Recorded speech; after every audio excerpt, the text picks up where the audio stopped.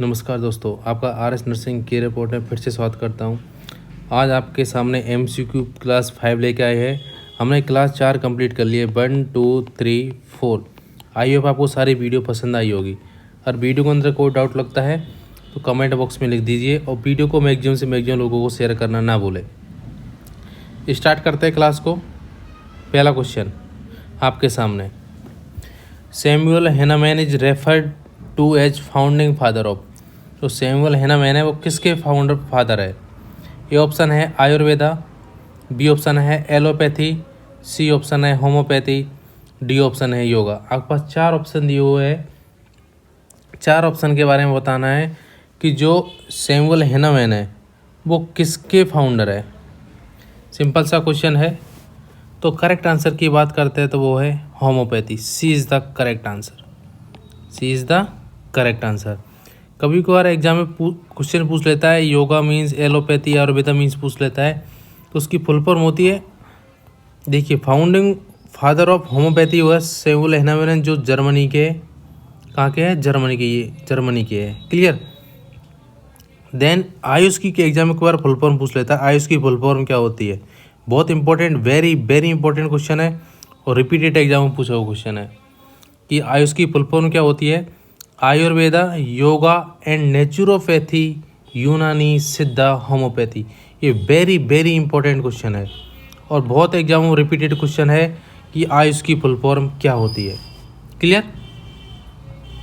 आगे चलते हैं नेक्स्ट क्वेश्चन। तो करेक्ट आंसर हमारा इसका क्या होगा? C is the correct answer. तो सैमुअल हैनामैन किसके फादर है? होम्योपैथी के। आगे चलते हैं next question. Who is known as first true epidemiologist in history of medicine. कि जो मेडिसिन की हिस्ट्री है उसके अंदर फर्स्ट ट्रू एपिडेमियोलॉजिस्ट किसको कहा जाता है? तो किस नाम से किसको कहा जाता है या किसको जाना जाता है? ए ऑप्शन है हमारे पास जॉन स्नोगो, बी ऑप्शन है हिप्पोक्रेट्स को, सी ऑप्शन है जेम्स लिंड को, डी ऑप्शन है जोसेफ लिस्टर को। अब आपके पास 4 ऑप्शन दिए हुए हैं। 4 ऑप्शन देके फाइंड आउट कीजिए कि फर्स्ट ट्रू एपिडेमियोलॉजिस्ट किसको कहा जाता है। बाकी मैं 4 ऑप्शन के बारे में आपको कम्प्लीटली बताऊंगा कि इसको किस नाम से जाना जाता है, इसको किस नाम से जाना जाता है। क्लियर। क्योंकि एग्जाम में जो आपकी CHO का एग्ज़ाम होने वाला है, MP CHO का हो, UP CHO का हो या NHM का हो या फिर कोई नोटसेट हो या ESIC हो, सब में ये क्वेश्चन बहुत इंपॉर्टेंट बनते हैं। क्लियर। तो इसके करेक्ट आंसर की बात करते हैं तो वो है हिप्पोक्रेट्स। क्या है? Hippocrates. B is the right answer. अब बात करते हैं, देखिए, also known as father of medicine. Father of medicine किसको बोलते हैं? हिप्पोक्रेट्स को बोलते हैं। और फर्स्ट ट्रू एपिडेमियोलॉजिस्ट भी किसको बोला जाता है? हिप्पोक्रेट्स को बोला जाता है। वेरी वेरी इंपॉर्टेंट क्वेश्चन, बहुत एग्जाम पूछा वो क्वेश्चन। फादर ऑफ मेडिसिन किसको बोलते हैं? वो बोलते हैं हिप्पोक्रेट्स को। देन फर्स्ट ट्रू एपिडेमियोलॉजिस्ट भी किसको बोलते हैं? वो भी हिप्पोक्रेट्स को बोलते हैं। ये इंपॉर्टेंट बात है। नेक्स्ट देखिए, जेम्स लिंड के बारे में बात की, जो जिसको हम, इसने एक कॉन्सेप्ट दिया था सिट्रस फ्लूइड का।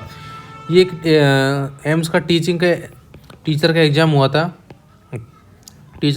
था। उसमें ये पूछा हुआ क्वेश्चन है कि सिट्रस फ्लूइड का कॉन्सेप्ट किसने दिया था? वो दिया था जेम्स लिंड ने दिया था।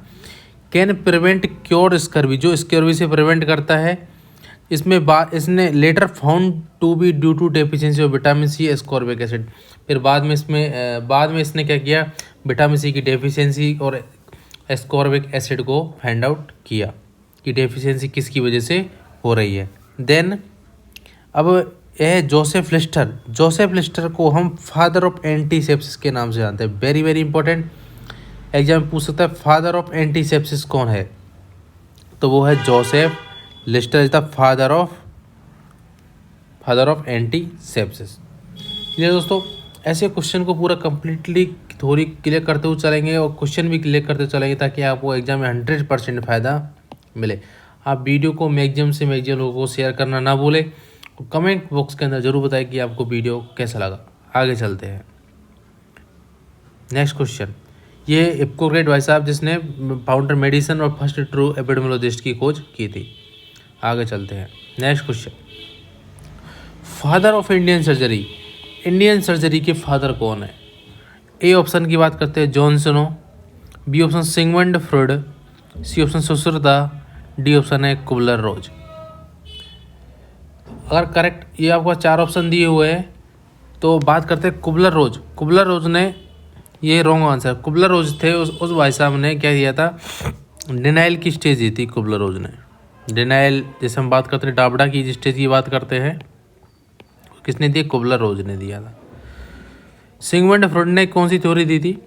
सिगमंड फ्रॉइड ने जो साइकोसेक्सुअल थ्योरी दी थी, साइकोसेक्सुअल थ्योरी दी थी।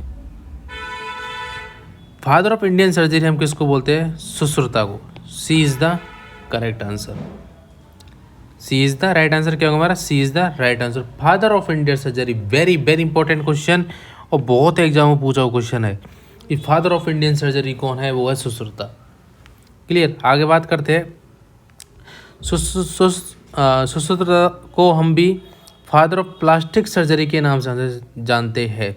सुश्रुता को हम किस नाम जानते हैं? Father of plastic surgery and cosmetic surgery. जो कॉस्मेटिक सर्जरी, जो लोग प्लास्टिक सर्जरी करवाते हैं, अपना चेहरा चेंज करवाते हैं, उसकी खोज भी किसने की? सुश्रुत भाई साहब ने की थी। देन फादर ऑफ सर्जरी, जो अगर ये तो इंडियन फादर ऑफ सर्जरी की बात हो गई, क्लियर, उसको बोलते हैं हम सुश्रुता। लेकिन फादर ऑफ सर्जरी पूछता है एग्जाम में, तो वो है embryos pair. Very very important question कि एम्ब्रियोज पेयर कौन है भाई साहब? Father of surgery. और इंडियन फादर कौन है? सुश्रुता। अब क्लियर हो गया होगा। देन आगे चलते हैं, हिप्पोक्रेट्स की हमने बात की अभी कुछ ही देर पहले, उसको हम फर्स्ट ट्रू एपिडेमियोलॉजिस्ट के नाम से जानते हैं। ठीक है, आपको आई होप आपको क्वेश्चन समझ में आया होगा। तो करेक्ट आंसर हमारा इसका क्या होगा? C is the correct answer. Clear. Exam में क्वेश्चन बन सकता है, यहाँ पर इंडियन कार्ड देगा, यहाँ पर पूछेगा फादर ऑफ इंडियन सर्जरी और ऑप्शन में एम्ब्रियोज बेरस दे देगा, तो करेक्ट आंसर क्या होगा? एम्ब्रियोज पेयर होगा। ये हमारे सुश्रुत भाई साहब थे जिसको हम फादर ऑफ सर्जरी के नाम से जानते हैं। क्लियर। आगे चलते हैं, next question, which of the following is known as father of public health? Father of, question very very important बहुत, और ये आपके हर एग्जाम के हिसाब से बहुत इंपॉर्टेंट क्वेश्चन, बोले तो बहुत इंपॉर्टेंट क्वेश्चन कि which of the following is known as father of public health. Father of public health किसको बोलते हैं? ए ऑप्शन है ट्यूबरक्लोसिस को, बी ऑप्शन है कोलेरा को, सी ऑप्शन है जॉनसनो को, डी ऑप्शन है लुइस पाश्चर को। आपको 4 ऑप्शन दिए हुए हैं। देखिए, ट्यूबरक्लोसिस को हम सोशल वेलफेयर के नाम से जानते हैं, और कोलेरा को हम फादर ऑफ पब्लिक हेल्थ के नाम से आते हैं। Very very important question, father of public health के नाम से जानते हैं। क्लियर। तो करेक्ट आंसर क्या हो गया? B is the correct answer, cholera is the correct answer. Father of public health कौन है? Cholera. Very very important question. Clear. आगे देखिए, फादर ऑफ पब्लिक हेल्थ किसको बोलते हैं? हम कोलेरा डिजीज को बोलते हैं father of public health. Louis Pasteur है, लुइस पाश्चर को हम किस नाम से जानते हैं? लुइस पाश्चर ने जर्म थ्योरी दी थी, जर्म थ्योरी किसने दी थी? लुइस पाश्चर ने। और जो वैक्सीन टर्म है उसकी कॉइन किसने, उसने वैक्सीन को किसने कॉइन किया था? वो लुइस पाश्चर ने किया था। देन डेवलप्ड वैक्सीन और rabies and chickenpox technique sterilization and pasteurization, ये भी किसने दिया था? लुइस पाश्चर ने दिया था। देखिए, वैक्सीन रेबीज की और चिकन पॉक्स की, जो ये भी किसने दिया था? लुइस पाश्चर ने। देन टेक्निक ऑफ स्टेरिलाइजेशन किसने दिया था? वो भी दिया लुइस पाश्चर ने। और पाश्चराइजेशन भी किसने दिया था? लुइस पाश्चर ने दिया था। क्लियर। तो करेक्ट आंसर क्या होगा? B is the cholera is the correct answer. B is the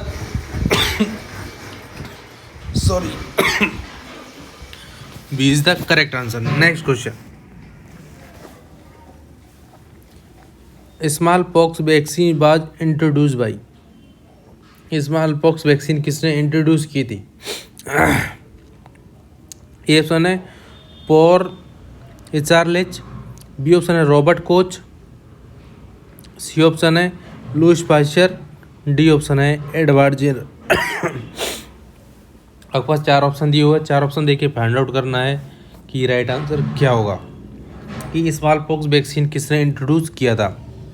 Paul Ehrlich, Robert Koch, Louis Pasteur and Edward Jenner. अगर करेक्ट आंसर की बात करते हैं तो D is the correct answer. Edward Jenner ने किया था स्मॉल पॉक्स वैक्सीन को इंट्रोड्यूस। किसने किया था? एडवर्ड जेनर ने। देखिए एडवर्ड जेनर ने सबसे पहले डिस्कवर की थी स्मॉल पॉक्स वैक्सीन कब? 1796 के अंदर, 1796 के अंदर स्मॉल पॉक्स वैक्सीन को डिस्कवर किया था। Then smallpox vaccine was the first vaccine to be discover. Very very important question कि फर्स्ट वैक्सीन डिस्कवर होने वाली कौन सी है? वो है smallpox. Then smallpox is the first and only disease to be eradicated. कि ऐसी कौन सी बीमारी, कौन सी कम्युनिकेबल डिजीज एग्जाम सवाल पूछ सकता है जो एरिडिकेटेड हो गई है इंडिया से या वर्ल्ड से एरिडिकेट हो गई है, वो है smallpox. Then term vaccination मैंने बताया था किसने कि एडवर्ड जेनर ने भी टर्म वैक्सीनेशन दिया था। क्लियर? रॉबर्ट कोच ने टीबी की खोज की थी। क्लियर? पॉल एचएलएच को हम फादर ऑफ कीमोथेरेपी के नाम से जानते हैं। फादर ऑफ कीमोथेरेपी एग्जाम पूछ सकता है। फादर ऑफ कीमोथेरेपी किसको नाम से हम जानते हैं? हम फादर ऑफ कीमोथेरेपी पॉल एचार्लेच को। रॉबर्ट कोच ने टीबी की खोज की, इसलिए उसको कोच डिजीज बोलते हैं। क्लियर? आयुब, तो करेक्ट आंसर हमारा क्या होगा? D is the correct answer. Next question, ये एडवर्ड जेनर भाई साहब है जिन्होंने खोज की थी। आगे चलते next question, malarial parasite bar discovered by. Malaria parasite किसने डिस्कवर किया था? मलेरिया पैरासाइट है किसने डिस्कवर किया था? ए ऑप्शन है रॉबर्ट कोच ने किया था, बी ऑप्शन है लुईस पाश्चर ने किया था, सी ऑप्शन है चार्ल्स एलोफनीज लाइब्रेरियन ने किया था, डी ऑप्शन है रोनाल्ड रोज ने किया था। चार ऑप्शन है, चार ऑप्शन देखिए फाइंड आउट कीजिए कि करेक्ट आंसर क्या होगा। तो करेक्ट आंसर की बात करते हैं, वो सी इज़ द करेक्ट आंसर कि जो मलेरिया पैरासाइट डिस्कवर किसने किया था? चार्लेस एल्फोनेज लावारेन ने। C is the correct answer. Next question, James Lind is related to the discovery of. अगर आप पूरी वीडियो कंप्लीट देखते हो आ रहे तो इस क्वेश्चन का आप आसानी से आंसर दे सकते हो कि जेम्स किसकी डिस्कवरी से रिलेटेड है?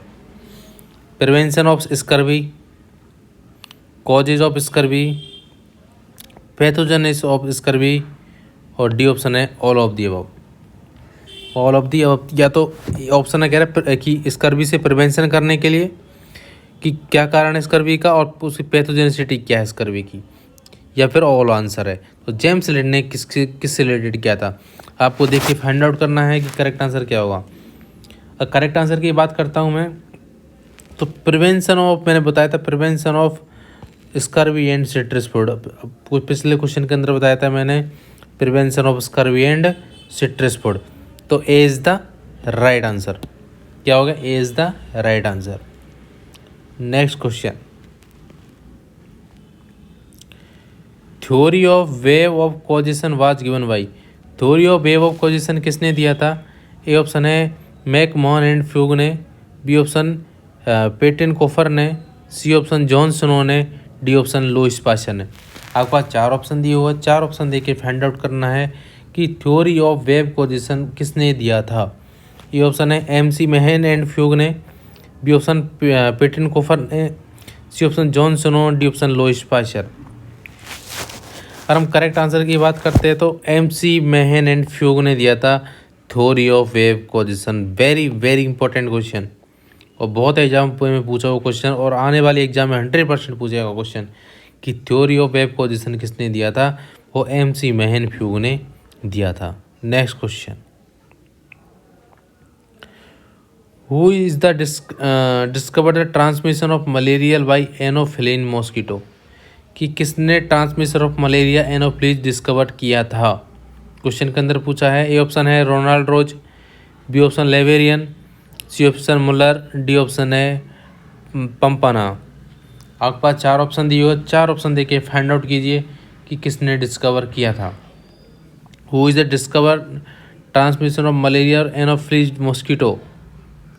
A option Ronald Ross, B option Laveran, C option Muller, D option Pampana. तो करेक्ट आंसर ये बात करते हैं तो रोनाल्ड रोज ने दिया था क्या, is the right answer. Transmission of malaria पहला साइड किसमें, एनोफिलीज मॉस्किटो। क्लियर। जो मलेरिया के लिए रिस्पॉन्सिबल होता है एनोफिलीज, जो फीमेल एनोफिलीज रिस्पॉन्सिबल होता है, ये इंपॉर्टेंट बात है। आगे चलते हैं। Elimination of following disease India on the annual except, कि एलिमिनेट हो चुकी है डिजीज इंडिया से एक को छोड़ के। ए ऑप्शन है योज, बी ऑप्शन है लेप्रोसी, सी ऑप्शन है मलेरियल, डी ऑप्शन है कालाजार। कि एक को छोड़ के सारी डिजीज इंडिया से एलिमिनेट हो गई है। एक्सेप्ट का सवाल पूछा है कि elimination of following disease in India on the annual except, एक को छोड़ के इंडिया से एलिमिनेट हो गई है। तो करेक्ट आंसर की बात करते हैं मलेरिया, क्योंकि योज एलिमिनेट हो गया, लेप्रोसी हो गया, मोस्टली कालाजार। तो अब बात करते हैं बाकी बारे में। देखिए तो करेक्ट आंसर हमारा क्या होगा, C is the correct answer. योज है इसका पॉजिटिव एजेंट होता है ट्रोपेनमा पर्ट्यूनी। क्या होता है, ट्रोपेनमा पर्ट्यूनी योज का पॉजिटिव एजेंट होता है। Yaws has been declare eliminated from India September 2006। Very very important question 2006 कि योज कब इंडिया से एलिमिनेट हुआ था, वो हुआ था 2006 के अंदर। Next question, sorry next leprosy की बात करते हैं। Leprosy eliminate by achieved in India 31 December 2005। 31 December 2005। Leprosy होता है, लेप्रोसी को हम हैंसन डिजीज़ नाम से जानते हैं। हैंसन डिजीज के नाम से भी जानते हैं लेप्रोसी को। Clear. Then first social disease के नाम से भी जानते हैं। कौन सी, फर्स्ट सोशल डिजीज के नाम से भी जानते हैं। देन इसके अंदर एक बहुत इंपॉर्टेंट क्वेश्चन बनता है, ड्रग ऑफ चॉइस क्या होती है लेप्रोसी की, वो होती है डेप्सोन। कौन सी होती है, डेप्सोन ड्रग ऑफ चॉइस होती है। Clear. The elimination level of leprosy is, eliminate कर दिया। क्लियर। कालाजार, कालाजार के टोटल केस इंडिया में एनुअली कितने हैं, 2011 में कितने थे, 33,133, 33,133 इन 2011 के अंदर। Clear. The national health policy 2002 had set goal of elimination of kala azar by 2010। इसके लिए 2002 में एक पॉलिसी लाई गई थी, इसका गोल उसका गोल सेट किया था एलिमिनेशन ऑफ कालाजार बाई 2010, कि 2010 के अंदर तो 2010 तक के लिए इसको हमको एलिमिनेट करना है काला आजार को। क्लियर। आप स्क्रीनशॉट ले सकते हैं, एग्जाम में से बहुत इंपॉर्टेंट क्वेश्चन बनते हैं। ऐसे हम सारे क्वेश्चन को क्लियर करते चलेंगे ताकि हमको 4 ऑप्शन के बारे में पता रहे कि कौन सा क्वेश्चन क्या पूछना चाह रहा है, हम आंसर अच्छे से दे सके। आगे चलते हैं। Next question, yoga is considered of a part of modern medicine, it will a part of, कि yoga is considered a part of modern medicine का है, इट विल पार्ट ऑफ, ये किसका पार्ट है, physiotherapy, preventive medicine, therapeutic medication और caloric user पर। अब ये तो सिंपल सा क्वेश्चन है कि योगा किसका पार्ट होता है, प्रिवेंटिव मेडिसिन का पार्ट होता है। किसका पार्ट होता है, प्रिवेंटिव मेडिसिन का पार्ट होता है योगा। कभी मत करना, फिजियोथेरेपी का पार्ट होता है, थेराप्यूटिक मेडिकेशन होती है, कैलोरिक में यूज़ करते हैं। ये प्रिवेंटिव मेडिसिन होती है, किसी बीमारी से प्रिवेंट करने का काम करता है कौन, योगा। क्लियर। आगे चलते हैं।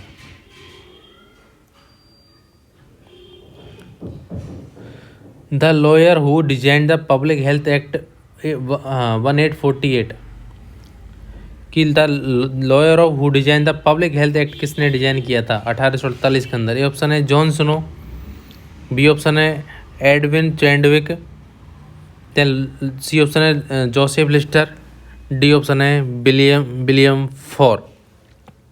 करेक्ट आंसर की बात करते हैं तो एडविन चैडविक ने क्या किया था, एक्ट किया था। पब्लिक हेल्थ एक्ट किसने लाया था, वो 1848 के अंदर Edwin Chadwick. Very very important question है और बहुत एग्जाम में पूछा हुआ रिपीटेड क्वेश्चन है और आने वाले एग्जाम में पूछे क्वेश्चन रहेगा। Next question,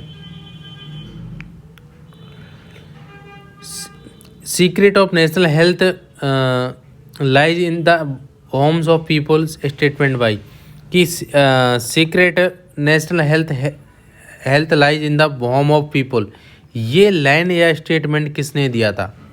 very very important question, ये लाइन किसने दिया था। ए ऑप्शन है इंदिरा गांधी ने, B option Abraham Lincoln, C option Joseph Bhore, D option है फ्लोरेंस नाइटिंगेल।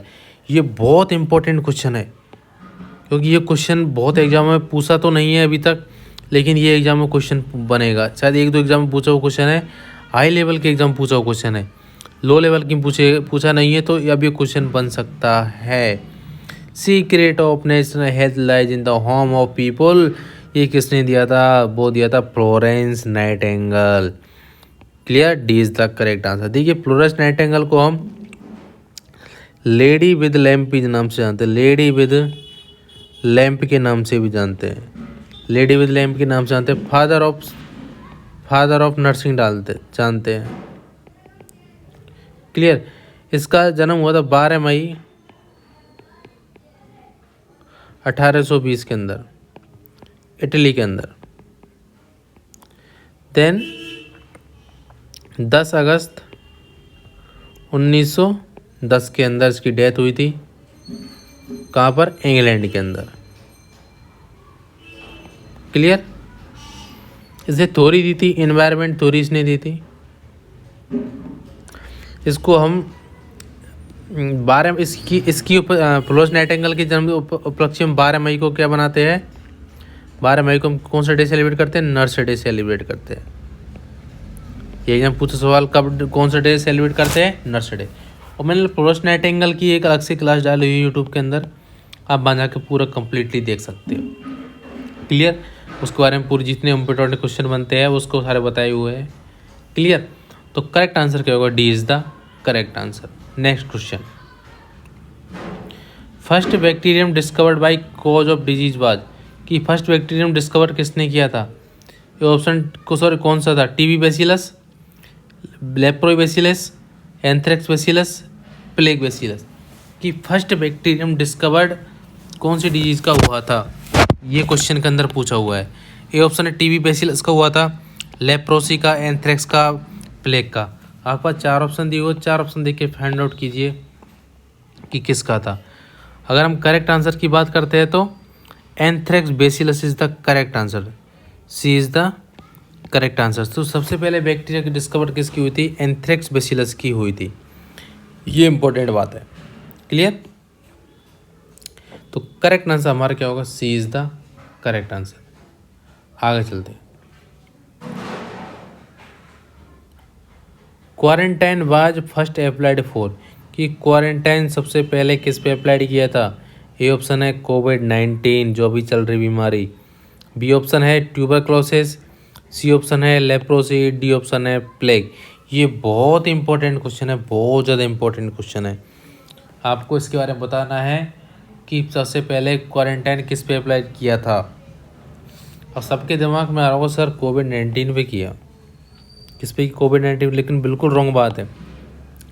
सबसे पहले प्लेग बीमारी फैली थी तो उसके लिए ये क्वारंटाइन फर्स्ट अप्लाई किया। तो करेक्ट आंसर क्या है, D is the correct answer, plague is the correct answer. Clear, आगे चलते हैं।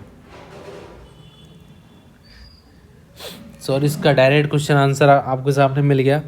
WHO declare the small pox has been eradicated in, WHO ने स्मॉल पॉक्स को कब एरेडिकेट किया था।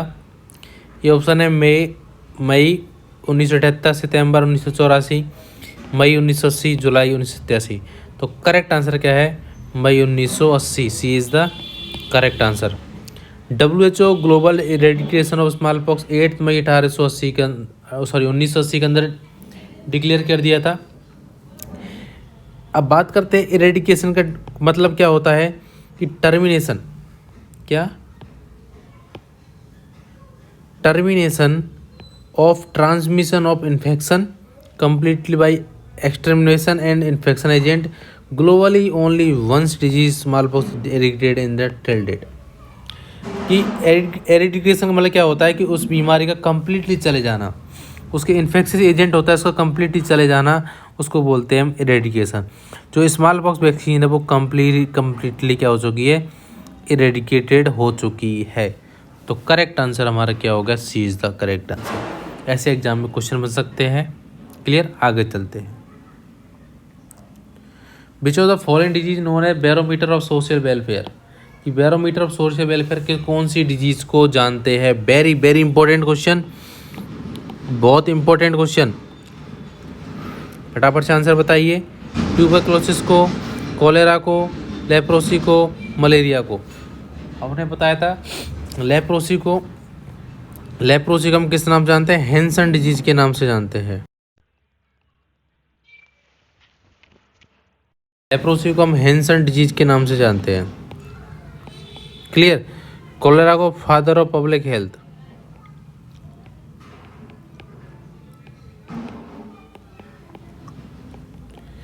देन ट्यूबरक्लोसिस को हम किसके नाम जानते हैं, बैरोमीटर ऑफ सोशल वेलफेयर। तो करेक्ट आंसर क्या होगा, A is the correct answer. Tuberculosis is the correct answer.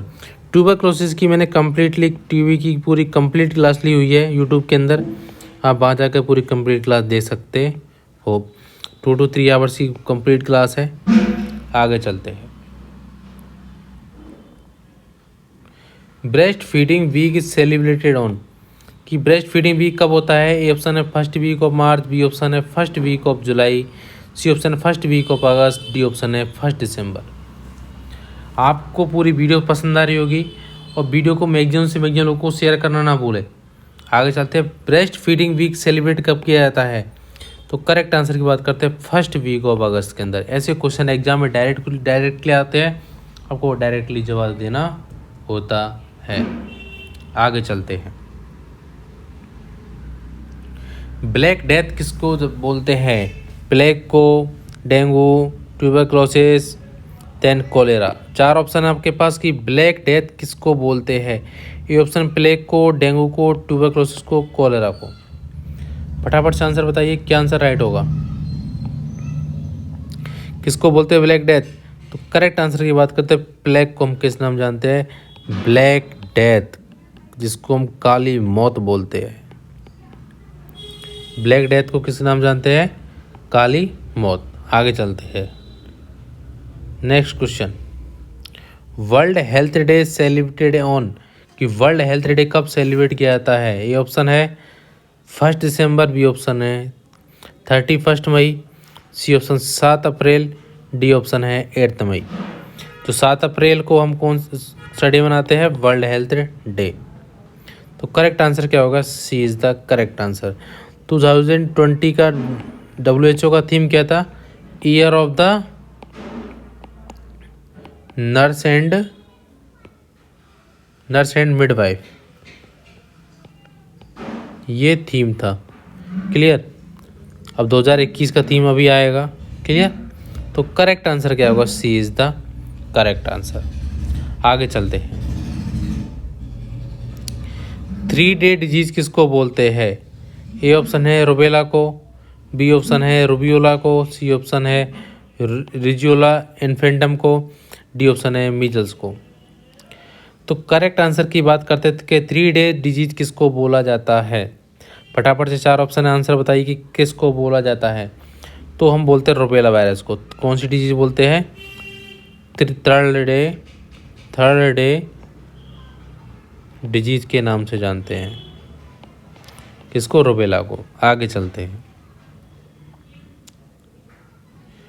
Organism of SPM date back to, और ओरिजिन है SPM डेट बैक टू क्या है, 7th सेंचुरी की है, 18th सेंचुरी की है, 19th सेंचुरी की है, 20th सेंचुरी की। जो SPM डेट है वो कौन सी सेंचुरी की है। डायरेक्ट सवाल आते हैं एग्जाम में, सवाल ऐसे डायरेक्ट सवाल आ सकते हैं, आपको आंसर राइट करना होगा। तो वो है 18 सेंचुरी की कौन सी डेट होती है, SPM डेट कौन सी है, 18 सेंचुरी की। तो B is the right answer. आगे चलते हैं। In demography stage when birth rate begins to decline and death rate further decrease is to said. देखिए दोस्तों, आपको आई होप आपको सारी वीडियो पसंद आ रही होगी। और वीडियो पसंद आ रही तो वीडियो को, चैनल को सब्सक्राइब करना ना भूले। सब्सक्राइब जरूर करें, बेल आइकन को जरूर दबाएं और वीडियो को शेयर करना ना भूलें। क्लियर। अब क्वेश्चन के अंदर पूछा है, बहुत important question, in demography stage के अंदर जब birth rate begins to decline होती है, डेथ रेट फर्दर डिक्रीज होती है, उस कंडीशन को क्या बोलते हैं। High stationary, early expansion, late expansion और लो स्टेशनरी स्टेज की कौन सी स्टेज बोला जाता है। फटाफट से आंसर बताइए, कौन सी स्टेज बोला जाता है। तो करेक्ट आंसर की बात करते हैं, सी इज़ द करेक्ट आंसर। उसको बोलते हैं लेट एक्सपेंशन स्टेज। अभी मैं पूरा इमेज दिखाऊंगा कि कैसे किसको क्या बोला जाता है, वो अभी आपको उस डाउट क्लियर हो जाएगा। तो करेक्ट आंसर क्या होगा, C is the correct answer. आगे चलते हैं। देखिए ये डेमोग्राफी साइकिल स्टेज फर्स्ट को हम बोलते हैं हाई स्टेशनरी स्टेज बोलते हैं। बर्थ रेट इंक्रीज होगी तो डेथ रेट भी इंक्रीज होगी। देन सेकेंड है अर्ली एक्सपेंडिंग में बर्थ रेट क्या होगी, सेम रहेगी, घट सकती है बढ़ सकती है, लेकिन जो डेथ रेट है वो घटेगी। लेट एक्सपेंडिंग के अंदर बर्थ रेट डिक्रीज होगी, डिक्लाइन होगी, लेकिन जो डेथ रेट है वो ज़्यादा डिक्लाइन होगी। स्टेज 4 है लो स्टेशनरी है, birth rate and death rate दोनों डिक्लाइन होती है एक साथ। स्टेज 5 के अंदर डिक्लाइन होती है बर्थ रेट और डेथ रेट भी डिक्रीज होती है। इंडिया के अंदर 1920 के अंदर पूछ सकता है सवाल, हाई स्टेशनरी थी, लेकिन इस टाइम प्रेजेंट में कौन सी है, लेट एक्सपेंडिंग है। कौन सी है, लेट एक्सपेंडिंग है। ये वेरी वेरी इंपॉर्टेंट क्वेश्चन है, आप स्क्रीनशॉट ले सकते हो। क्लियर। तो करेक्ट आंसर हमारा क्या होगा, C is the correct answer. आगे चलते हैं। Entomology is the science that study. Entomology में किसकी स्टडी की जाती है। ए ऑप्शन है ह्यूमन बींग्स की, बी ऑप्शन है इंसेक्ट की, C option behaviour of ants की, डी ऑप्शन है फॉर्मेशन ऑफ रॉक्स की। ये किसकी स्टडी की जाती है एंटोमोलॉजी के अंदर। तो करेक्ट आंसर की बात करते हैं तो इंसेक्ट की स्टडी की जाती है किसके अंदर, एंटोमोलॉजी के अंदर। तो करेक्ट आंसर क्या होगा हमारा, B is the correct answer. आगे चलते हैं। Headquarter of WHO is situated in, कि जो WHO है उसका हेडक्वार्टर कहाँ सिचुएटेड है। ए ऑप्शन है न्यूयॉर्क, बी ऑप्शन है लंदन, सी ऑप्शन है जिनेवा, डी ऑप्शन है पेरिस। बहुत important, very very very important question और बहुत एग्जाम पूछा हुआ क्वेश्चन है। बहुत इंपॉर्टेंट क्वेश्चन है कि WHO का हेडक्वार्टर कहाँ है, वो है जिनेवा के अंदर। तो करेक्ट आंसर क्या होगा, C is the correct answer. बहुत इंपॉर्टेंट क्वेश्चन है। आप आगे चलते हैं। Okay, thank you so much. आज के लिए इतना ही। आपको नेक्स्ट वीडियो में आपके साथ मिलेंगे। आई होप आपको पूरी वीडियो पसंद आई होगी। अगर वीडियो पसंद आई तो वीडियो को मैक्सिमम लोगों को शेयर करना ना भूलें, चैनल को सब्सक्राइब करें। Okay, thank you so much. मिलते हैं नेक्स्ट वीडियो के साथ।